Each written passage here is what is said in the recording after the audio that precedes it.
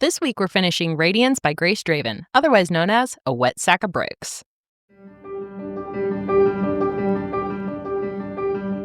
Hi readers, I'm Jordan. And I'm Katie. And welcome to Not Another Heroine, the book pod where we celebrate the heroines we love and roast the ones we don't. We'll be your TBR FGMs. Fairy godmothers. And find you the best 5-star reads, the spiciest romance, and save you from the overhyped DNFs. So grab your favorite drink and get cozy. Welcome to Season 3.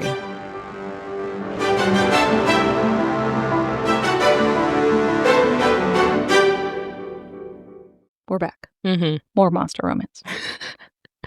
Yep. We have to. I can't even defend, So maybe we should just give a peek behind the recording curtain for kind of how we do these episodes. Mm-hmm. Is Katie and I just binge, for like 3 to 4 hours straight with snacks, and then we just find a good pausing point in the episode, stop the recording, and then restart immediately. Yep. Same train of thought as last week, readers. Yep. So we are in the same kind of silly vibe as we were last week. So where we left off was eating the creepy pie. Oh, God, no. But at least when they go to do this formal dinner, she doesn't embarrass herself. She just watches impassively. And she even takes a bite too. She's like, get fucked, Sekhmet.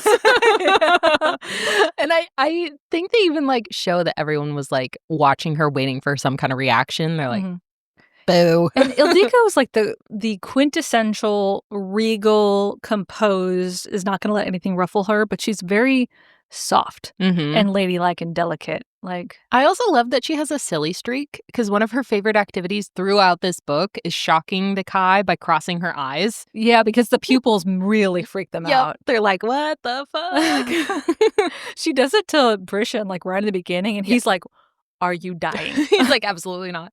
I also love, there's a couple times that she rolls her eyes, and we don't get his commentary on what the fuck, but he has responses that if you're looking for it, you're like, oh, he's freaked the fuck out. At one point he describes her as looking like a scared horse. Yeah. It's one of those that you don't think about it because they're your eyes, but it's like, oh, I could see how that would be. Human eyes are there's a reason they convey so much emotion and stuff, and it's a very cool thing if you take yourself out of it, oh yeah. But if you're a complete alien culture where you're not used to that, you're like, I'm not getting any information from these lamppost eyes or whatever the fuck. Yeah, but they go back to their rooms, and then I think it's the next day or the day after. Sekhmet is obviously very upset that she was first back-talked basically in court, and then the whole pie thing didn't work out. And so Brishen shows up to a bunch of screaming, and he's like, what the fuck is going on? And she had put a super venomous scorpion in Ildiko's bed. The same one that you eat in the pie. Yeah, but the lady version, which is even more poisonous. Yeah. Yep. But we haven't yet introduced Brishen's cousin, and probably because we can't see her name. Anuset? Anisette. We'll go with that one. Anisette. Yep. 5 times later. So Anisette is Brishen's bodyguard, lead commander of the guard. She's this badass, equally tall and huge, silver hair, no nonsense, but she's a softie at heart. So she kind of adopts Ildiko and protects her when Brishen's not around. So it's Ildiko and Anuset who basically kill the scorpion thing. And by the time Brishen comes sprinting up, he is ready to kill Sekhmet. Absolutely the fuck not. You tried to kill my wife. And so he charges after his mom. And Anuset's no, bro. You're going to die. Chill. We handled it. Let's just get out of this castle and go home. And that's basically what they do. And they're like, okay, we're just going to leave because we're not doing all that.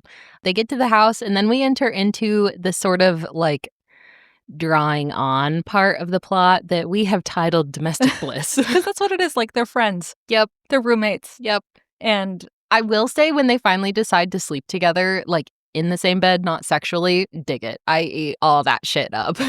Because they're it's cozy and you're warm and and it's this very okay, we know where this is going. You are suspicious. But it is cute. And so we get a couple household scenes where Ildiko is settling in and the Kai are slowly starting to get used to her. And then you also get these kind of drops of background political issues. Oh, yeah. Where okay, there is a bigger world going on. And So Brishen's properties, lands, border, as you mentioned in last week's episode, this human territory. And this human land is controlled by Lord Pangeon, her first name is Saravek. Mm-hmm. Man. Another hottie. I was more intrigued by Saravek than Same. Brishen. Same. Guilty. So he and Brishen are like bros, and Saravek is another huge dude, but he's a human. Mm-hmm. And so he can kind of compete with the Kai as far as like physicality. Mm-hmm. So that's partially why they have this like camaraderie. Mm-hmm. But Saravek has got it bad for Anuset. Yup. I love that. I think that's the third book in this series. Yeah, the Ipos King. I'm reading that shit next, honest. That's next. But you see, like, you get these observations from Ildiko and Brishen as they watch Saravek at, like, a dinner, mm-hmm. and he's just making eyes at Anuset, who's like, this human is fucking staring at me. Yeah. Can you remove him? Yep. Get him away. Yeah.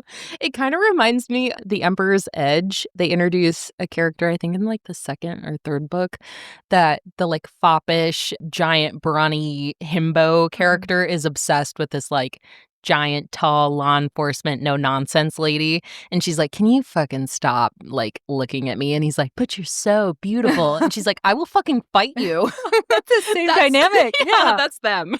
And you get lots of little like tidbits of their interactions. Mm-hmm. Oh my God, the scene at the end where he rescues. Oh, love it. Okay, we're getting ahead of ourselves. Yeah. So lots of domestic bliss. Mm-hmm. Worth mentioning, though, he is also very conventionally attractive, and it's, like, understood within the Kai that they think he's attractive.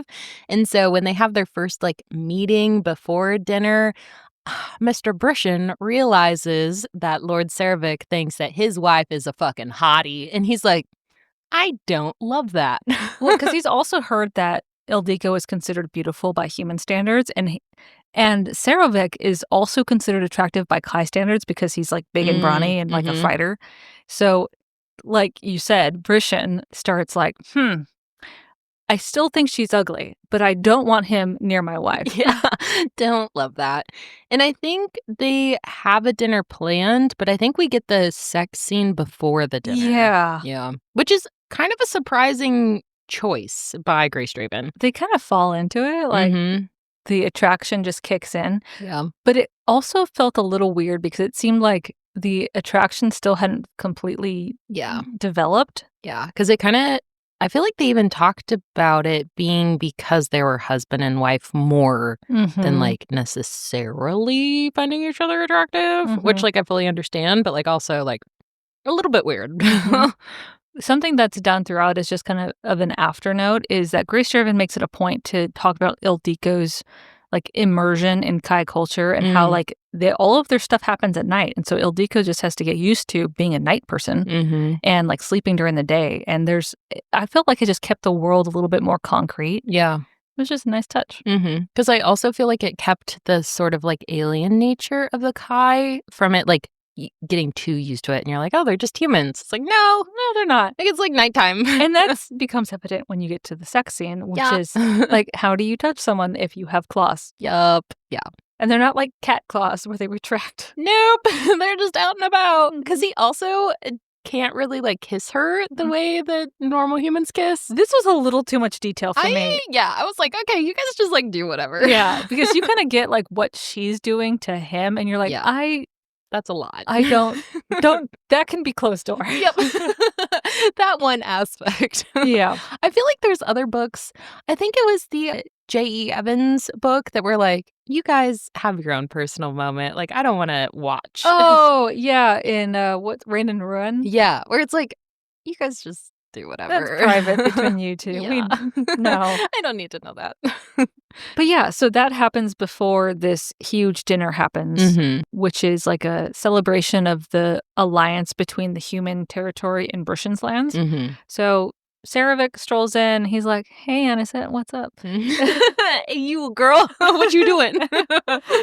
And there is this commentary that, you know, in the human lands, it's very customary for a woman to ask her father or her husband's permission to dance with another man. Not the case with Kai. And so Saravek, being kind of a smart dude, not quite a himbo, he's like, so I know we're in the Kai lands, but I'm human, you're human. Brishen probably needs to talk to you before we dance. Yeah.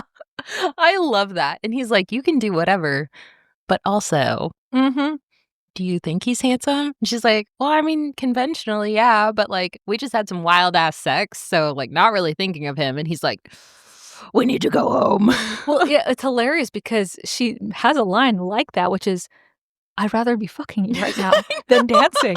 And like he freezes and he's like, and you see him go like stone cold and you can't tell if he's angry or not. And he just grabs her and hauls her into a hallway and he is ready. He's like, let's go right now. Grab the horse. And then Ildiko is, and I think this is where it kind of deviates from like your typical like smutty romance where Ildiko's, no, we're the hosts here. we can't just go into a broom closet and do this. They're gonna know. Yup. I love that because in a lot of romanticies, they like kind of like just jump into these, baser instincts. And it's like, you guys are functioning adults with real obligations. Oh my God. Like the third ACOTAR book where like they just had like a giant battle and they're having sex to the noise of people dying. Like that's crazy. So the dinner ends. Brishen takes Ildiko into town because he offered to fix her mother's necklace because it got broken in the first battle.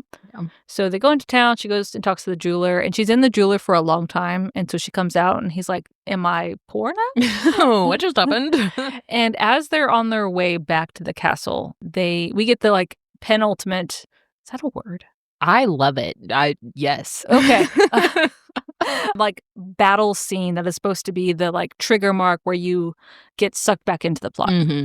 And in the midst of this battle, they recognize the fletching on the arrows that are being fired at them, and they are overwhelmed. There's not enough Kai to defend themselves, so Anuset takes Ildiko, and they gallop away, like escape in the forest. And the last look that Ildiko has at Brishen is like he's overwhelmed with fighters, and he's probably going to die. Sad. Yeah. But they make it into the forest, and I know, dude. Annie.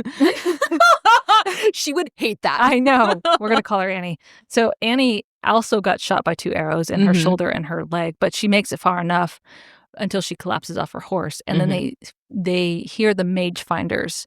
Ding, ding, ding. Master of Crows. I loved it. It was such a subtle tie-in. Oh, yeah. Because I was like, paused for a moment. I was like, is this like same world? Them? It is. So if you read Master of Crows and you missed that universe, it's the same, just like a couple countries away. So the mage finder dogs are after them, and they can sense the Kai because the Kai have like magic in their blood. And so Annie is like, hey, Ildiko, take my horse, take my swords, run away, just leave me here. Because she's also been paralyzed because the arrows have been poisoned. So the mage finders are almost on them. And then Ildiko's like, I'm not leaving you. I don't know how to use this thing, but I'm going to try. I appreciated that about her character, that she like actually has like gumption, but like she doesn't have any skill, but it's like she's going to try anyways. Because there's, again, fantasy romance characters that all of a sudden know how to like fight people off. And it's like, what the fuck? Exactly. And then all of a sudden this horse gallops up, and it's Saravek, and he kills the mage finder dogs, and then he immediately like drops down to the ground to Annie, and he starts like triaging her arrow wounds, and then he cuts the arrows off. And then this is awful, but I kind of loved it. I loved this. So she's bitching at him like, leave me the fuck alone, and he knocks her out. Yep. He just straight up like takes a fist and like knocks her in the jaw like immediately. Yep. Which is for the best because the arrow wounds are extremely painful. Yeah. And then he tries to scoop her up in his arms. Oh my God. And he staggers. He's like, God damn it. Why are the Kai so heavy? He calls her a wet sack of bricks. Yes. It was phenomenal. Oh my God. I don't think I would be offended if a man called me that. No. But he still manages to pick her up and like get her on a horse. And Ildiko's like, there's no way I could have picked her up. Yeah. Absolutely not. She's like, oh no.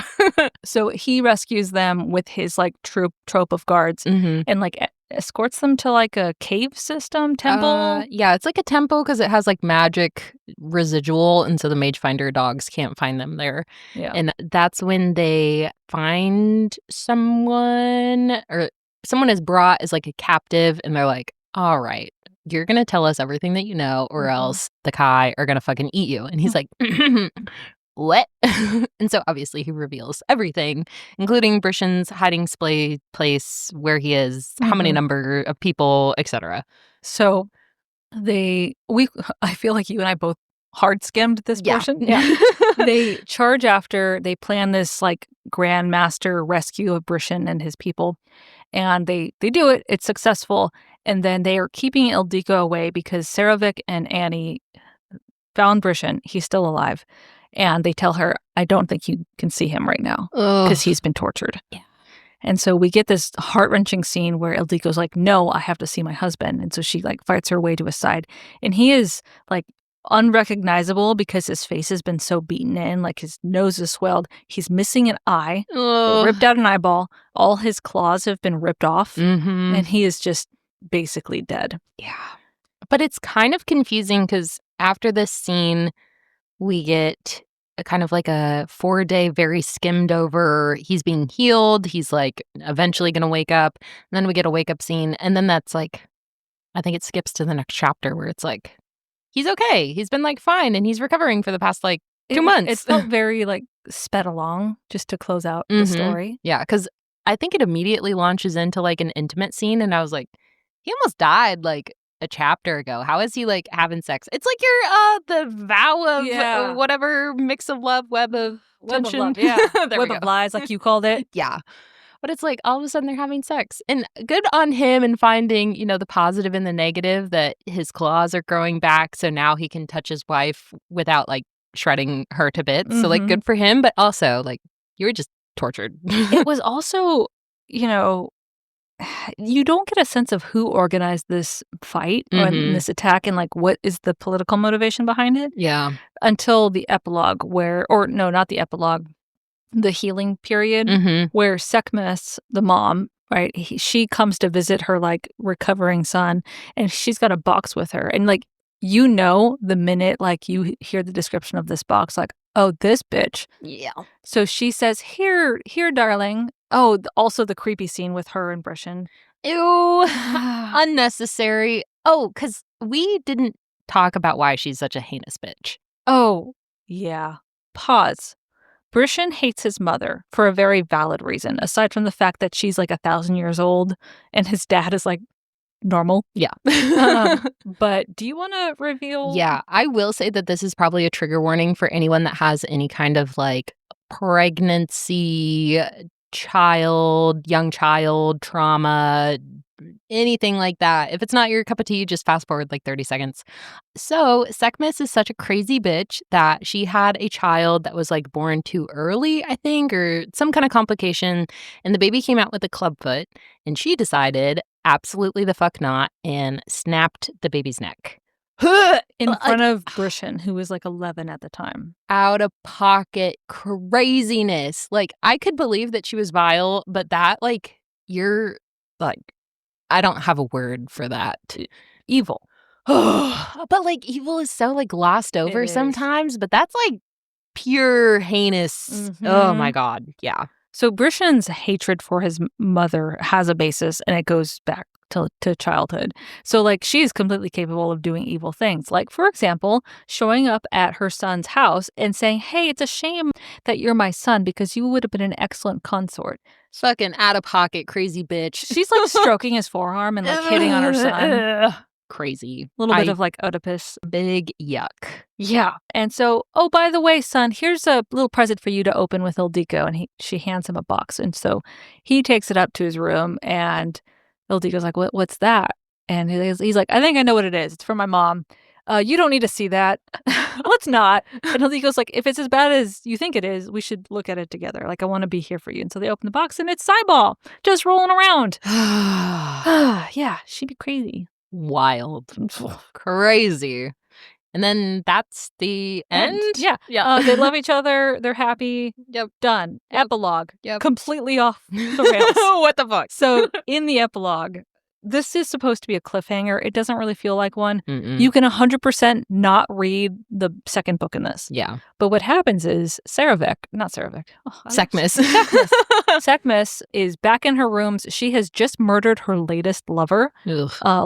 And his blood is covering the floor. She's using his blood to paint things.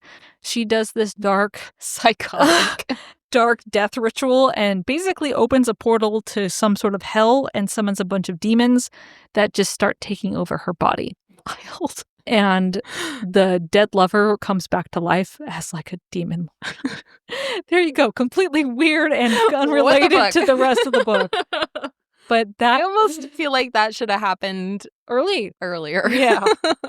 Give it a little, time to simmer on that one. So, like, I haven't read book 2, but supposedly Brishen ends up becoming king. Okay. And, like, that's the plot. And that's the secondary, like, device to somewhat break up him and Ildiko.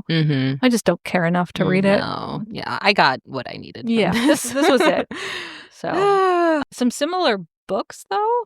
Okay, this one I thought immediately after I started reading this, I was like, holy shit, this is like Bride by Ali Hazelwood, but like not contemporary. Because they both are like, oh, why the fuck do you have fangs? Oh, why the fuck are you like a wolf now? And like, I don't know if I'm attracted to you, but kind of attracted to you, but also different species. It's weird. Let's be friends. Yep. I will say the nodding portion added a little bit. I know. Added a little bit more monster romance heavy than I think Radiance did, because I feel like the mechanics of everything was the same.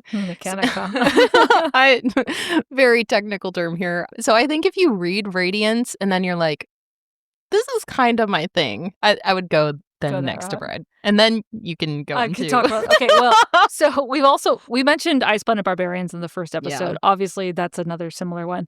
However, I wish you guys could see this fucking cover. I ask for everyone's grace when I describe what this book is like. Oh my God. Okay, so this book is called Biorescue. It's science fiction. It's like true hardcore science fiction by S.L. Viehl, which you probably heard me talk about with Blade Dancer. This is science fiction's answer to monster romance. Yeah. In the sense that our heroine is like a half human, half like aquatic person. Raised. Oh, no. You say the word. But her love interest lives under the ocean because he's basically an orca whale. There's pods. They sit to each other. The sex happens underwater. I want our readers to know that I am fully reading this book absolutely next after this. This might be a pod book. We'll see how Katie survives it. So yeah, there you go. Orca whales. Oh no. I have derived so much joy from that. All right, so that's Radiance by Grace Draven. What are we reading next? I don't know. It's a surprise. We readers, we don't stick to the schedule that we know. Yeah, but there you go. Yeah, TBRs are meant to be, changed. Honestly. From our shelf to yours. We will see you on the next page.